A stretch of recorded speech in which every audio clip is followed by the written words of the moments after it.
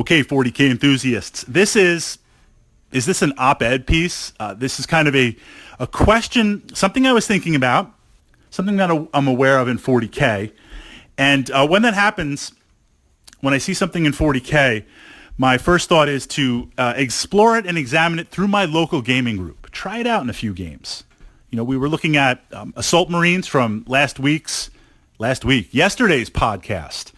I was thinking about last week when we were talking about dice flow, because dice flow is going to come into this podcast. It's a cornerstone of the question that we're going to explore. But in working on Assault Marines, we look at some ideas. I try them out in my local meta. I try them out in my armies. I see if they can work. I then, or at the same time, go out to YouTube, like the Inquisition. I am stalking most of you out there, watching your battle reports, watching your tutorials. A lot of really amazing 40K information in there. It's like the secret 40K weapon. Play games, watch games, get the best of both, especially because that pulls me out. That pulls me completely out of my local meta. So we've got that going on. And then I kind of report back with what I'm doing, because I realize my local meta is just meta is where you play locally. So you could be playing Tyranids, and everyone in your group, whether it's 5 people, 10 people, 15 people, they're all playing Space Marines and Imperial Knights. So you build either consciously or unconsciously, you evolve or build your Tyranid list to fight just Space Marines. And you get good at it, and you feel confident about playing Tyranids. And then you go to a tournament, or things change, and you kind of move and find a new 40K group where there's a different meta, a different diversity of armies, and you start getting smashed. And you're like, how did this happen? What the heck happened? What changed? Well, the experience pool changed. So we were kind of exploring that with Assault Marines. So this is a thought. This is something I've noticed. I'm applying it to my local meta, and I'm curious to see your take on it. That was kind of the lead-in to explain this is purely experimental. You have to be comfortable with this idea where it's like, hey guys, I've got a Space Marine jetpack here ready to go. It's got some like pressurized whatever in it. I'm just going to strap it onto your back and hit the button. It's not chapter approved. It's not Mechanicus approved. It doesn't have the Machine God's blessing. Well, we're going to see how it kind of works. So there is that little bit of like, let's see here. 40K is a dice game. It is a D6 based game.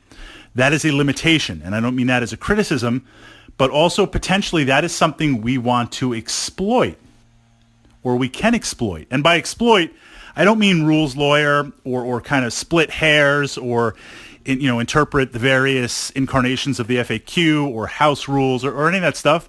Just looking and saying, hey, this is how it works. It works on a D6. Compare that to other war games that use 2D6 or use a percentile dice-based system, and look at that from that perspective. So essentially, a D6 system, the way you exploit it is by weight of dice. Now, here's an example. My terminology I use is this idea of passing through pools of dice or passing through gates. You have your unit. You're going to shoot. Let's say it's bolters, right? Because we want to generate dice. You check your range, and you count out the dice that you can roll to hit. So that assembles your first pool of dice. And it's going to be a pretty big pool of dice, especially if you have a big unit. You take those dice, you roll them out. Let's say you need 3s to hit. You take off your misses. So we're kind of visualizing this. Now that initial dice pool that you started with, it's been reduced a little bit. You guys can crunch the math hammer numbers. If you roll legendary, the pool will decrease slightly. If you are cursed by the dice gods because you've not made the appropriate sacrifices to the chaos gods, then your dice pool got really small because you rolled a lot of 1s and 2s and just crazy.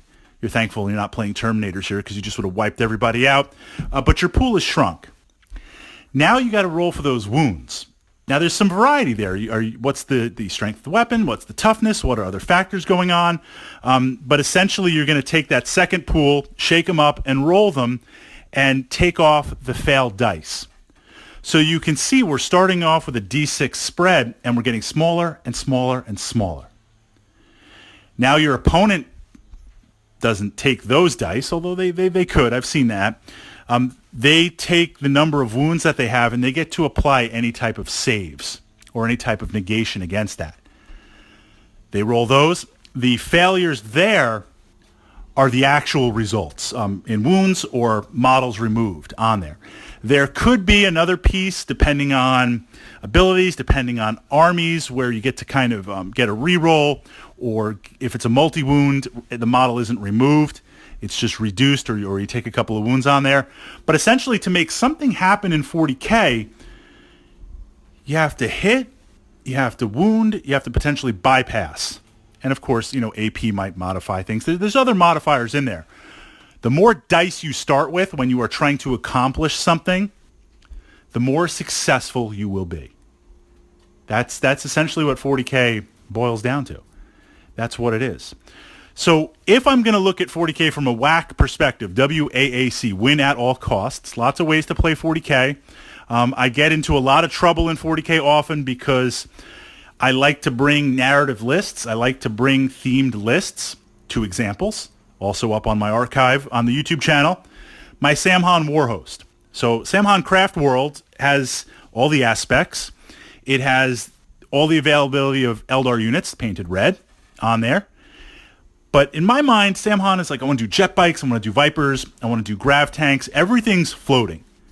Everything's just hovering on there. So I have limited myself to those units on there. That's all I will play. It's not the right way. It's not the wrong way. That's an idea of a themed army. Some things it does really well, some things not so good. The best example of my themed army would be my Berserkers of Scalathrax. Cornate Glory, lots and lots of Khorne Berserkers coming at you on there. Self-imposed limitations. If I remove all those self-imposed limitations and I say, this is the army I'm going to play, how do I get the most dice? So this now ties, that's kind of the background on there. And I'm looking at the timer here on the computer, 7 minutes in. The intro was only supposed to be like 3 minutes. But I think we have a good foundation. So one of the things that I was talking about with Assault Marines for Space Marines was this idea of how to utilize them in small groups. And certainly you can upgrade the war gear. Certainly you can upgrade the units. But I found that, just in my experience, they were better utilized in a different direction. So here's my question. And there's a couple of comments of taking war gear and utilizing them, which in that instance, I can see using, and I can agree using it that way. So absolutely kind of comparing and contrasting with mine. This is the question. Look at the models in your army. Doesn't matter what you're playing. In 40K, you have you pay a certain number of points, a certain number of resources. You get a base number of models, unit size, and then you can have upgrades. You can upgrade the models, unit size. You can upgrade pieces within there, like a sergeant, things like that. And you have the war gear that you can upgrade. Your choice.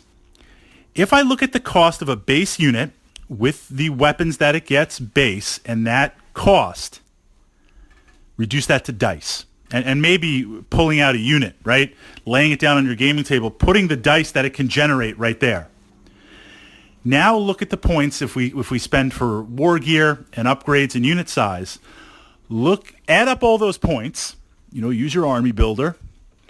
Add up all those points and ask yourself, all the bling, all the war gear, and look, I love my Chaos Lord, he's all blinged out. It's insane. I mean, I love it. It's great. But we're not playing narrative. We're playing WAC, win at all costs, WAAC. Everything I've spent on war gear, everything I've spent on weapon upgrades, unit upgrades, if I just took those points and bought more generic D6 dudes, space robots, space bugs, space elves, space Romans, whatever we're going to call it, trademark, right? Then would I have higher volume of dice? Would my army be better off? There's also what I call the Kingmaker effect, where you have a potentially powerful unit or potentially powerful model that you pay a lot of points for. If that model gets taken out before you can effectively use it, either because your opponent was lucky or they outplayed you or just you made a mistake, those are points that are gone. Those are key elements of your army that are gone. if I just have everything generic, I mean, it's kind of bland 40K, right? But if I have everything just generic, stripped down, massive models on there, and I'm just looking to get as many D6 in that first dice pool as I can, and the easiest way is just to have model mass, do I have a more effective army?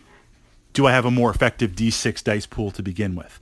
Especially, and to follow up, one of the things I was talking about with Assault Marines was this idea of terrain, where, and it was a question, do I need the packs? Because there's not really a lot of terrain on 40K on there. I mean, Kill Team has the correct amount of terrain. I almost feel like the Kill Team terrain is what 40K should be, and the Kill Team terrain should be even increased even more. But at a bare minimum, the Kill Team terrain kind of works. There's suggestions on there. With the question I put forth was like, there's not enough terrain. So do I really need the packs for movement? Because you're just going to be rushing forward. I want the packs for the deep strike insertion and things like that. And one of the comments was like, yeah, Imperial Knights. And I thought about that, where a lot of tables, Knights, certainly Knights are powerful. Certainly Games Workshop is, coming up with new ways every month to make you buy more and more Knights and things like that. I feel like I'm playing like 40K Battletech sometimes. And in exploring that, well, what if you had massive amounts of line of sight breaking terrain that had to be navigated, terrain that would affect, or a knight can't just run through turn one and just destroy half your army. It changes the value of the knight on there. So from that perspective, if there's so much material on the 40K table in miniatures, do I even need the upgrades? This is just something I'm thinking about, and I'm kind of, not that I'm going to play 40K this way, because I like my bling, I like my war gear, I like my themed stuff, but it doesn't hurt to know how to be potentially a little more ruthless, a little more efficient, or for those times where, I was going to name some names, but I will not name names, those people that you play, and they're good people, they're good friends, but for whatever reason, they're the 40K expert, and if you lose to them, it's not because you made some mistakes, it's not because they got lucky, it's not because they're playing a win-at-all-cost ruthless army, it's because in their mind, they're the ultimate tabletop general. And you're going to hear about it all week, and you're never going to live it down. So the point of what I'm saying is sometimes a little bit of honor is at stake, where you say, hey, I'm a narrative player. I like to play 40K this way. I love my army. I'm committed to my army. But for this game, I need to be a little more ruthless. Or this game, I need to kind of leave some of those less effective units aside. How do I increase my D6 output?